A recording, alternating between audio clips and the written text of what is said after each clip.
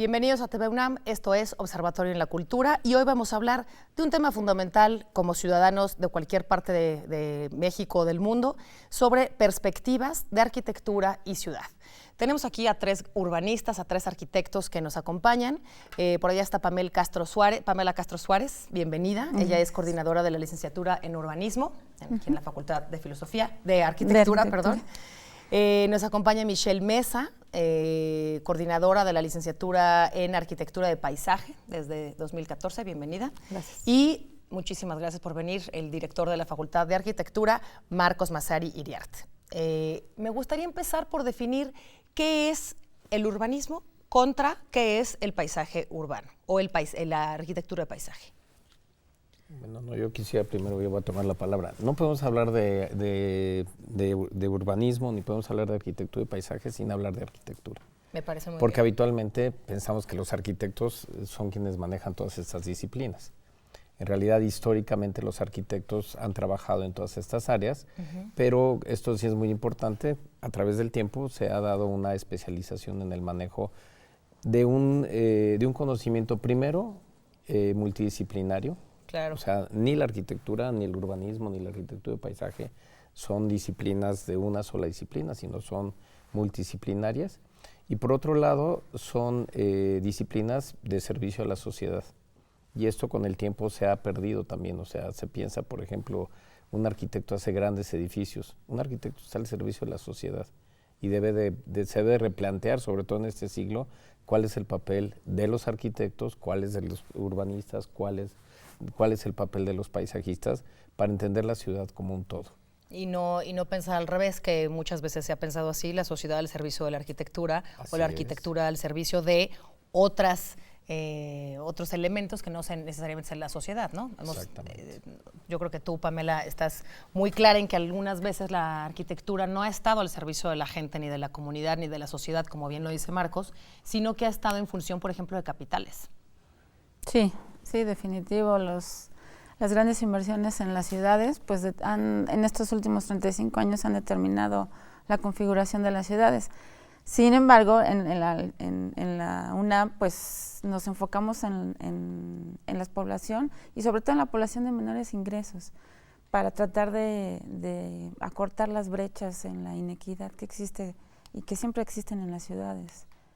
A ver, pensando, Pamela, Michelle, en que una ciudad en su origen es un mercado y que las ciudades en un principio crecieron sin planeación, porque así es en la historia de la arquitectura, ¿cómo es que, bueno, no toda la historia de toda la arquitectura, pero así alguna, cómo es que se podría dar, cómo es que hay ciudades que fueron planeadas específicamente para su crecimiento y cómo podríamos dar ejemplos de otras ciudades que al contrario fueron creciendo sin ninguna planeación y con el requerimiento justamente de lo que dice Marcos, de una sociedad que fue requiriendo, haciendo, construyendo sin ninguna planeación? ¿Y cuál es el riesgo también de eso? Pues mira, la Ciudad de México es un ejemplo pues, de lo que puede hacer el crecimiento desbordado. Para empezar, aquí se planteó un asentamiento en un lago. Entonces es como un lugar como poco factible, entendiendo el paisaje como un sistema así. ¿Cómo te metes adentro del agua? Lo lograron, pero al entrar otra cultura ya no se entendió cómo se podía utilizar las chinampas, cómo se podía convivir con un lago.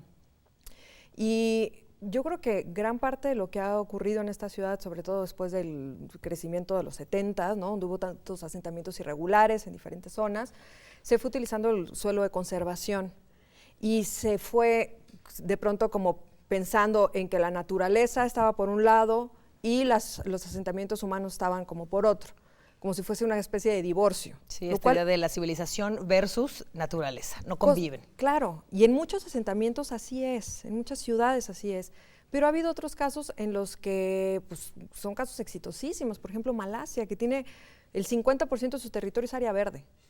En Costa Rica decidieron no tener fuerza militar y todo lo invirtieron en áreas naturales. Y la calidad de vida que tienen los individuos que viven en estos lugares es bastante elevada. Inclusive hay un índice, que es el índice de Singapur, donde se va midiendo el nivel de bienestar, el nivel de equidad que tiene también la población en función de los servicios ecosistémicos que tienen. O sea, hay otros aspectos que otras sociedades están tomando en cuenta que nosotros pues deberíamos de empezar a trabajar. La ciudad de Toluca ya empezó a trabajar ahora con el índice de Singapur para ver cómo incorpora otras disciplinas, no solo el crecimiento urbano o el desarrollo inmobiliario o los asentamientos irregulares inciden en un crecimiento, sino también tiene que incorporarse la naturaleza del sitio mismo donde estamos. Marcos, pero pensar en naturaleza y pensar como en estos términos en los que dice Michelle, ¿es contemporáneo o siempre hemos pensado así las ciudades? Es decir, yo sé que a ti te gusta mucho la historia de la arquitectura, platícanos un poco y ubícanos en el contexto de la historia de la arquitectura y de la teoría de la arquitectura. ¿Siempre fue así? No, bueno, lo que pasa es que tenemos que ver dónde se asentaron las ciudades. El caso de la Ciudad de México es un caso muy particular, ¿no? Muy interesante. Muy Ahora, interesante, ¿no? 500 años Incluso en la hablaremos de eso. colonia se pensaba que se debía de trasladar a Querétaro, viendo los problemas que desde la colonia había. Imagínate. Y la decisión fue del rey que no. Porque no, ¿para qué iban a invertir en una ciudad que ellos no conocían? Claro. O sea, no tenía sentido, ahora sí, el mercado. ¿Para qué trabajar con un mercado que yo no conozco? El rey no lo conocía, ¿no? Y uno de los aspectos fundamentales que creo que para este siglo XXI, y esa es la perspectiva quizá más relevante, es que no podemos seguir dejando crecer las ciudades como están creciendo. Hay estudios muy importantes sobre las ciudades en México. Nosotros hablamos que las ciudades buscamos que tengan una mayor densidad, que ocupen una menor área de territorio y que este territorio se pueda utilizar para conservar otros usos o para buscar una interacción con la naturaleza de diferente forma. Pero las ciudades en México, y esto es de prácticamente todas las ciudades, desde las capitales, desde ciudades que consideramos ciudades medias, la forma en que las ciudades mexicanas han crecido es, digamos, desparramándose sobre el terreno. Entonces lo que pasa es que sí aumenta la población, pero hay una relación entre la población en la ciudad y el área que ocupa la ciudad. Y estos son, desgraciadamente, muchos de estos asentamientos son asentamientos que se dan por autoproducción de vivienda, por un lado. Autoproducción de vivienda, que esto es muy importante, porque lo que pasa es que sí, la vivienda es el género más importante de la arquitectura. Sin embargo, en México, pues hablando conservadoramente, por lo menos un 70% de la vivienda, si no es que un 80%, se desarrolla justamente por autoconstrucción, que es que la gente lo construye con su propia mano, claro, o por autoproducción, que no solo no requiere un arquitecto, sino que lo que requiere es tener un maestro de obras y un terreno. Claro. Y esto ha hecho que las ciudades en realidad empiezan a desparramarse sobre el territorio sin considerar cuestiones ambientales como de las que habla Michelle, sin considerar también la importancia que tiene conservar ecosistemas, la importancia que tiene para la filtración de agua, la importancia que tiene para la calidad del aire, la importancia que tiene sobre todo para la calidad de vida, ¿no? Que yo creo que esa es una parte fundamental de la planeación. Sí, definitivamente la planeación se ha enfocado mucho hacia la disciplina, hacia tratar de planear, pero no se siguen los planes. Y por otro lado, pues están los grandes crecimientos que no se abordan. Actualmente crecen en la zona de conservación o en las afueras de la ciudad, sigue sucediendo. No que en el mismo ritmo, pero así es. Entonces, no es una falta de capacitación, hay los técnicos, pero falta como una integración en el gobierno para que trabajen las instituciones intergubernamentalmente. A ver, este tema creo que es fundamental. Entre los requerimientos sociales, como bien lo dices, de alguien que quiere autoconstruir su vivienda porque no tiene previsto el gasto que genera tener una vivienda, pero es un derecho tener una vivienda, claro, pero hay que verlo pero como... sin el, tú dijiste técnico, pero también podemos decir sin un arquitecto. Ajá, y luego del otro lado está la normativa. ¿En qué punto está, en dónde se rompe este equilibrio? ¿Es la normativa la que tiene que ser más dura o es la sociedad la que tiene que autorregularse? Híjole, es una pregunta difícil porque yo creo que no es que tenga que ser la normatividad más dura, sino la implementación de la normatividad se tiene que dar. Y en cuestiones de implementación o de gestión de la planeación, todavía tenemos mucho espacio para mejorar. Porque por otro lado, pues la gente, al no tener otras opciones, pues sigue optando por lo que tiene más accesible, que es la autoconstrucción. Entonces, yo creo que ahí faltan respuestas de parte del Estado para atender estas necesidades que se dan y se van a seguir dando y que se han dado, pues, ¿no? Michelle, ¿tú también crees que hay, digamos, hay una normativa en función de las necesidades? ¿Y qué espacio tiene aquí la propia naturaleza y su propia necesidad o su propio crecimiento independientemente de quien la controle? Volviendo al tema de los lagos, construyes donde el agua tenía la voz. Pues sí, y mira, estoy de acuerdo con Pamela, sí hay una falta, han faltado respuestas para la parte de implementación porque ha habido mucho trabajo en planeación. Sin embargo, no se ha hecho una planeación integral donde entre la parte natural, donde se considere el sistema natural en el que estamos emplazados. Entonces, se ven como cosas separadas y de pronto no se han dado las respuestas de forma eficiente porque también a nivel de planeación se tiene que hacer esta multidisciplinariedad, se tiene que dar este trabajo en equipo, se tiene que ver cuáles son las cuestiones que se tienen que considerar, porque finalmente todos estos vacíos que quedan en la planeación y en la implementación afectan directamente en el bienestar de la población. Directamente. Se afectan los ecosistemas, se pierde biodiversidad, que es uno de los capitales más importantes que tenemos, y México es uno de los 6 países con mayor biodiversidad en el mundo.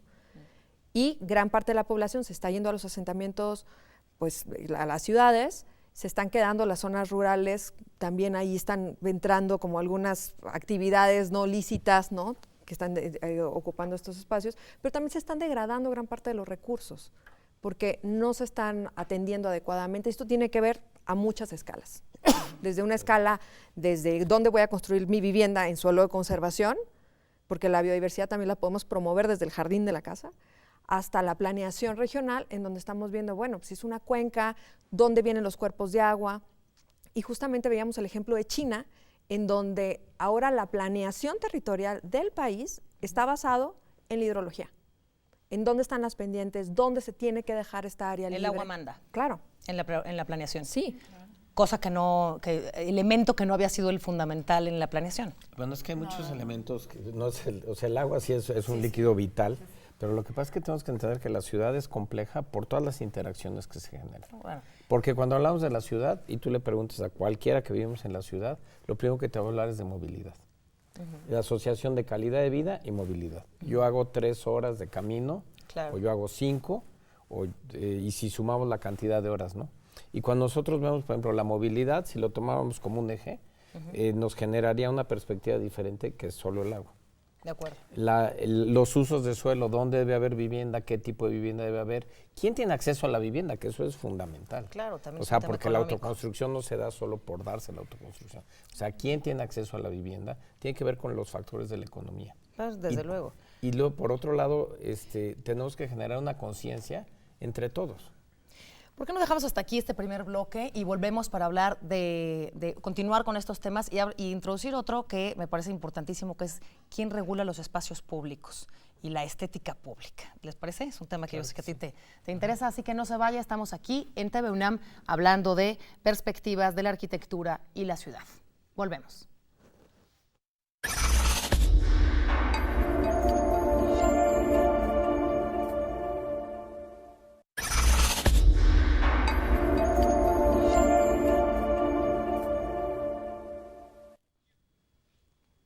Estamos de vuelta aquí en Observatorio en la Cultura, hablando de perspectivas de arquitectura y de ciudad.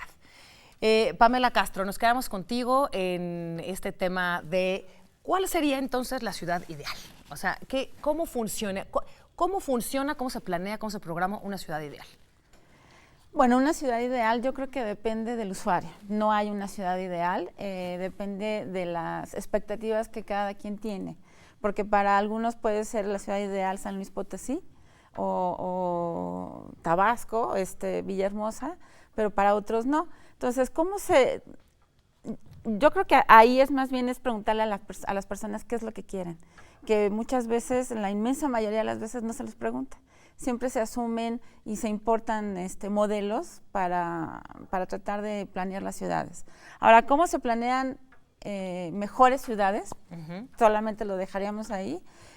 Yo creo que también es con la participación de las personas. Hay muchos modelos, las ciudades inteligentes o las ciudades resilientes ante el cambio climático. O sea, yo creo que por tecnologías y por modelos estamos bien, o sea, los técnicos desarrollamos esas cosas, pero toda la parte del capital social es lo que no se toma mucho en cuenta. Las personas en México tienen un conocimiento básico de lo que pueden ser o de lo que pueden pedir al gobierno, y yo creo que sería muy bueno que elevar este nivel de conocimiento para que lleguemos un poco a esas mejores ciudades que todos quisiéramos. De acuerdo. El capital social es uno de los temas fundamentales. Y la cultura es otro. La cultura es otro. Me encantaría que abordáramos. Sí. Porque tú dijiste ahorita, bueno, normalmente pensamos en seguridad, transporte, distribución de alimentos, me imagino desagües, que abras la llave y haya agua. ¿Y la cultura? Lo que pasa es que, por ejemplo, las ciudades como la nuestra, somos una ciudad multicultural.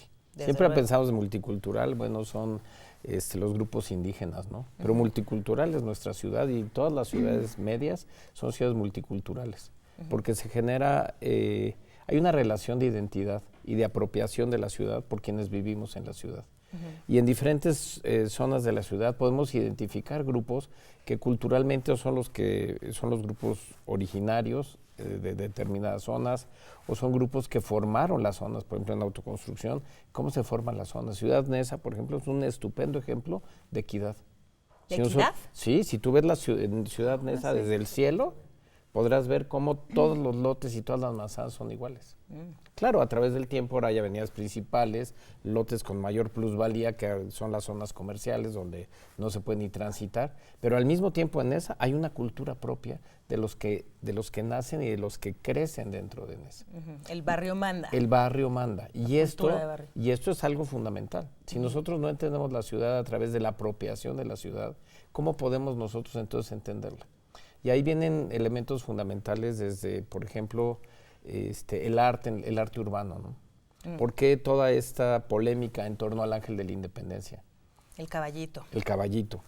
Si lo trasladamos, si lo cambiamos de lugar, si lo grafiteamos, si no lo grafiteamos, si lo conservamos, ¿por qué lo pobre de conservamos? Colón, que cada 12 de ¿Sí? octubre, jitomatazos, ¿no? Por eso, todo esto forma parte, pero esto va de la mano con de pronto un grafiteo específico en una zona de la ciudad en donde se está transmitiendo una información. Y Claro. si tú no correspondes a la zona, no le entenderás, dirás, está toda rayada. Claro. Pero cuando tú conoces y sabes de qué se trata, empieza a establecer un vínculo entre la ciudad y, desde luego, lo que podemos llamar arte urbano, o los elementos que nos identifican en la ciudad. Ya yo creo que Michelle podría hablar de la importancia del espacio público, de las áreas verdes. Vayamos con Michelle, pero ahorita quisiera regresar contigo al tema de los nombres de las vialidades, porque ir en una ciudad donde te dicen Avenida de los Insurgentes, Patriotismo, Reforma, ¿no? Entonces son ciudades que te dicen y que te requieren de un conocimiento histórico, ¿no? Pero tiene razón, Marcos. Michelle, vamos contigo a preguntarte sobre los elementos vivos. Es decir, la arquitectura es, sí, cemento y concreto y un montón de cosas, pero ¿dónde está la flora, la fauna? Ya nos habló un poco Marcos de la humanidad, pero ¿dónde está la flora y la fauna? ¿Cuál es la presencia y la demanda que tienen en el peso de una planeación urbana? Pues es importantísimo. El silencio, la luz. Pues es que todos estos elementos naturales, más que sean ornamentales, porque lo vemos en una calle arbolada y decimos, ¡ay, qué bonita! O ¡ay, tiene flores!, ¿no? Pero todos los servicios que nos dan los espacios abiertos, verdes, desde espacios de cohesión para que se encuentre la gente, de congregación, de comunidad, de comunicación, de seguridad, porque también se va generando apropiación de estos espacios, son fundamentales para la cohesión social. Pero también, pues tenemos hormonas que se van despertando cuando estamos cerca de los espacios públicos, bueno, las áreas verdes. Se generan más endorfinas cuando estamos en áreas arboladas. Estas son las hormonas que nos ayudan a generar mayor placer y reducir el estrés. O sea, es un hecho Sí. que, como todo el mundo dice, salimos a la carretera y solo de ver verde ya nos sentimos mejor. Es cierto. Sí, hay una terapia que se llama Forest Therapy, donde vas tú 1 hora al bosque y se ha visto cómo se ha reducido hasta los niveles de hipertensión en muchos pacientes, y en las ciudades deberíamos de tener esto más. Nada más que en la Ciudad de México, por ejemplo, el 70-80% del arbolado está dominado por 7 especies. Y siendo un país con tanta biodiversidad, deberíamos de incorporar estas especies nativas que tiene toda la zona a nuestro día a día, no solo ver el mismo tipo de árbol, porque esto también nos habla de nuestra identidad, el reconocer esta flor, estos elementos vivos y generar estos corredores que puedan irse comunicando la fauna, que haya más abejas, que haya más polinización. En realidad, como dice Pamela, sí es un ganar-ganar, en nosotros pensar que podemos incorporar estos elementos vivos en nuestro día a día y sustituir superficies pavimentadas por superficies permeables y verdes. Claro. Marcos hacía referencia un poco a estas glorietas, vamos a decir que las glorietas de Reforma, para tener un caso particular. Hay un Ángel, hay un Cristóbal Colón, pero hay una palmera. Sí. ¿Cuándo es que estos elementos vivos son protagónicos en las ciudades? ¿O cómo hacer que la naturaleza sea así de protagónica como hacer una glorieta, una palmera? Pues Más bien no hubo un monumento, hay palmera. Sí. Ahora puedo decir que es un monumento al medio ambiente, ¿no? Pero en realidad ahí faltó un monumento. Pero creo que uno de los aspectos fundamentales que hay es que nosotros también leemos la ciudad de acuerdo a nuestra percepción. Claro. Por ejemplo, cuando hablamos de Paseo de la Reforma, hablamos de sus camellones y hablamos de su arbolado.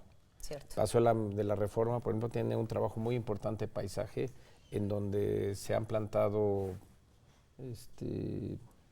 ahuehuetes. No, pero estos azules, los agapandos. Entonces hay momentos en donde está todo cubierto de agapandos. O cempasúchiles o nochebuenas. Algunos son perennes y otros son plantados de acuerdo a la estación. Pero nosotros lo debemos identificar en la zona en donde vivimos. Por ejemplo, Insurgentes se identifica Insurgentes Sur por sus grandes fresnos. Claro. Pero Insurgentes Norte no tiene sus fresnos. Claro. Entonces eso hace una diferencia entre norte y sur, entre la lectura que hacemos del espacio. En los parques, por ejemplo, es muy diferente la lectura o cómo podemos entender el Parque Los Venados, que es un parque en donde en realidad no es de barrio, es un parque regional. Que fue basurero, ¿no? Sí, que fue un basurero, o podríamos hablar del Parque Hundido, que fue una ladrillera. Claro, también. Pero también tenemos que hablar del Parque Ecológico de Xochimilco como una recuperación ambiental. Claro. Esa es la cara de un proyecto y no podemos dejar de hablar de Chapultepec como un lugar que tiene historia, cultura, valor ambiental. Pero tendríamos que pensar también de qué pasa con el Bosque Aragón o con el Bosque Tlalpan. Claro. Y tenemos que hablar de zonas de la ciudad en donde es escaso el espacio abierto, el espacio de esparcimiento, pero también desde el punto de vista ambiental, también desde sobre todo cómo incide en la calidad de vida de las personas. Cuando tú tienes un área, hay delegaciones como por ejemplo Ixtapalapa, en donde es muy bajo el número de metros cuadrados, el arbolado, por ejemplo. Entonces son zonas que están trabajando en la ciudad porque se ve ahora la relación entre la calidad de vida, el espacio público, los espacios verdes, el arbolado urbano y cómo en realidad todo esto incide en la comunicación y sobre todo algo muy importante, en la articulación social. Claro, que ese es el tema que, por cierto, tú pusiste por ahí, que es el ciudadano. Sí. Estamos a punto de terminar el programa, pero no quiero dejar de invitarlos a que nos digan cómo el ciudadano contribuiría en una mejor ciudad. O cómo quisieran cerrar de alguna manera recomendaciones. Yo creo que tendríamos que atender a la población como una universidad pública. Yo creo que tenemos un compromiso de hablar más con las personas, no solamente con los jóvenes que nos llegan todos los días, que esa es nuestra principal ocupación, pero con la gente mayor, con los trabajadores eventuales, con las mujeres o los niños que se quedan o que están más tiempo en la ciudad, ocupando ciertos espacios, porque estos simplemente adoptan o asumen lo que les tocó y muchas veces ellos no saben que pueden ser agentes de cambio. Entonces yo creo que tenemos que hacer mancuerna con ellos, no nada más con los jóvenes que tenemos aquí, para ver cómo podemos cambiar la ciudad e ir a la ciudad que queremos. Me parece muy bien. Gracias, Pamela. Michelle. Creo que es muy importante lo que menciona Pamela y también el pensar que las ciudades que tenemos pueden cambiar, pueden ser todavía mejores. Y para eso necesitamos trabajar en equipo. Necesitamos contemplar a todos los aspectos ambientales, sociales, económicos, de mercado, ¿no? Y pensar que el trabajo que se haga para el desarrollo de nuestras ciudades tiene que ser en conjunto. Ver las visiones desde la pequeña hasta la gran escala y pensar cómo esto se va a ir transformando en el paso del tiempo. Creo que eso es como un llamado a los tomadores de decisión, a los que diseñan los espacios, a los que favorecen algunas áreas de desarrollo y de generación de espacios verdes para que pues, se integren y puedan considerar que estos elementos podrían generar una mejor ciudad para todos. Claro, Marcos. Bueno, yo pienso que la ciudad es muy compleja y tenemos que entender su complejidad, pero no desde la individualidad. O sea, porque todos tenemos una percepción propia de la ciudad a través de nuestra individualidad y nuestra relación con la ciudad y con el entorno en el que nos desarrollamos. Pero creo que es fundamental entender la ciudad dentro de su complejidad como un todo, y un todo que todos construimos. Ese todo significa respeto por el patrimonio, por las áreas verdes, significa contribuir en las acciones en donde todos, o sea, cuando hay una invitación, por ejemplo, del sector público, participar en la invitación del sector público. Claro. Lograr esta interrelación entre sector público y sector privado. No podemos pensar la ciudad solo desde el individuo. Desde el individuo, la tenemos que pensar siempre desde la colectividad. Pues me encanta pensar así. Concluíamos el programa con esa frase: la ciudad es un todo, es un conjunto y todos tenemos responsabilidades. Así que muchísimas gracias por ayudarnos a pensar la ciudad desde otra perspectiva, y yo lo veo a usted en la siguiente emisión de Observatorio Cultural aquí en TV UNAM.